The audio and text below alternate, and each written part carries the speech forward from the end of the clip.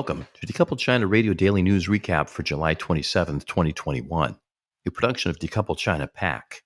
I'm your host, Paul Boardman. You can find Decouple China PAC, including daily news updates from around the world, at decoupletchina.org.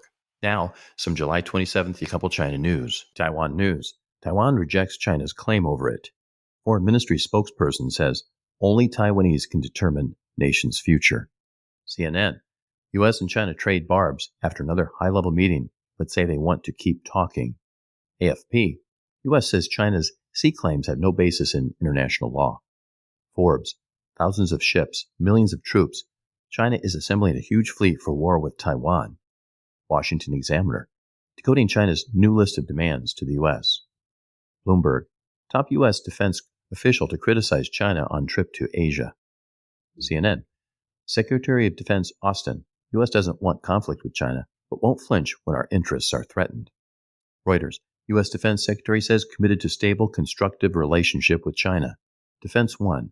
We will not flinch. Austin promises U.S. will continue to bolster Taiwan's self-defense. In Singapore, Defense Secretary chides Beijing for aggression, coercion, genocide, but says he wants a constructive, stable relationship with China. The Guardian. U.S. won't flinch if interests threaten, Defense Secretary tells China. Newsweek. UK warship enters South China Sea despite Beijing warnings. Evening Standard. UK warned to cool links with China over new Cold War fears. UK needs to be wary about its relations with China as Beijing embarks on a new Cold War, a former Australian Prime Minister and government trade advisor has warned. The Scottish Sun. Sea power. Britain risks China's wrath by sailing biggest warship into South China Sea despite Beijing's warning of punishment. South China Morning Post. China-Britain relations sour due to warship and possible end of energy deals. HMS Queen Elizabeth arrives in South China Sea with a flotilla after taking part in exercises with Indian Navy. Chinese embassy hits back at media report that London may cut China out of future nuclear power projects. Nikkei Asia. Duterte stresses soft approach toward China in last policy speech. Critics bristle at Manila backing down to Beijing in South China Sea dispute. Reuters. Private equity firms to scramble for exit after China's new tutoring rules. The Atlantic. The end of free speech in Hong Kong. Washington Examiner. Only U.S. clarity can prevent a Chinese invasion of Taiwan. Fox News.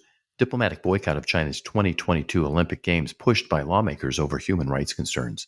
Measure would block funds from being used to send any U.S. official to attend Winter Games in Beijing. Taipei Times. Japan still settling its Taiwan policy. After Japanese officials finished practicing their foreign policy irony, hopefully they will settle on a serious and sustained national security approach to the growing China threat. Newsweek. China spotted building 110 secret nuclear missile bases in desert. Reuters.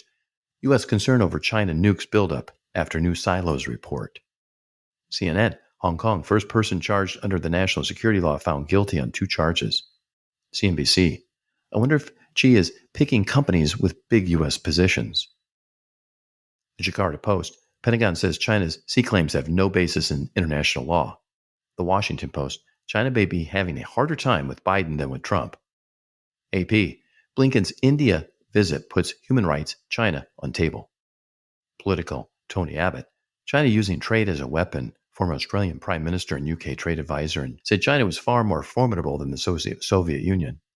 Market Watch. China's tech stock crash is making me worried about the U.S. equity market. AFP. Hong Kong's civil society withers under national security purge. CNBC. China is still falling short of meeting an agreement to reduce its U.S. trade surplus. South China Morning Post. Arctic is key region in countering China's aggression. U.S. Air Force officials say military installations in Alaska are becoming crucial as bases for operation in the Indo-Pacific. Beijing is certainly moving to legitimize a role in the Arctic with its Polar Silk Road initiative. Reuters. How China Evergrande's debt woes pose a systemic risk. CNN. China dresses down the U.S. and climate's hammer blow. Reuters. Taiwan seeing growing at slower pace in second quarter. Strong exports support. Reuters poll. AFP. Why is Taiwan not called Taiwan at the Olympics? Fox Business. China's solar dominance raises concern about U.S. human rights. Clean energy goals. China and Hong Kong reportedly contributed 37% of U.S. solar panel shipments in Q2. Reuters. Sell-off in China shares extends rout in U.S. listed shares. Fox Business.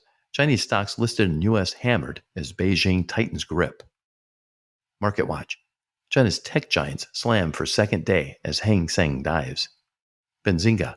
NIO links EV supply deal with Chinese government. Taiwan News. Mass hacking of Taiwan politicians' Line accounts sparks national security concerns. Confidential messages sent by high-level officials feared leaked in Line app breach. Benzinga. Chinese stock market crashes. A look at the FXI chart. Fox Business. Starbucks shares fall on reduced China outlook. Business Insider. Chinese EV makers plunge as investors watch Beijing's regulatory squeeze tighten across industries. BBC News. China stocks see biggest slump in U.S. since 2008. Newsweek. China developing unique laser gun for faster hypersonic missiles and planes. CNBC. China is still falling short of meeting an agreement to reduce its U.S. trade surplus. Thank you for listening to Decouple China Radio's daily China news recap from around the world with your host, Paul Boardman. A list of these publications and daily broadcasts can be found at decoupledchina.org.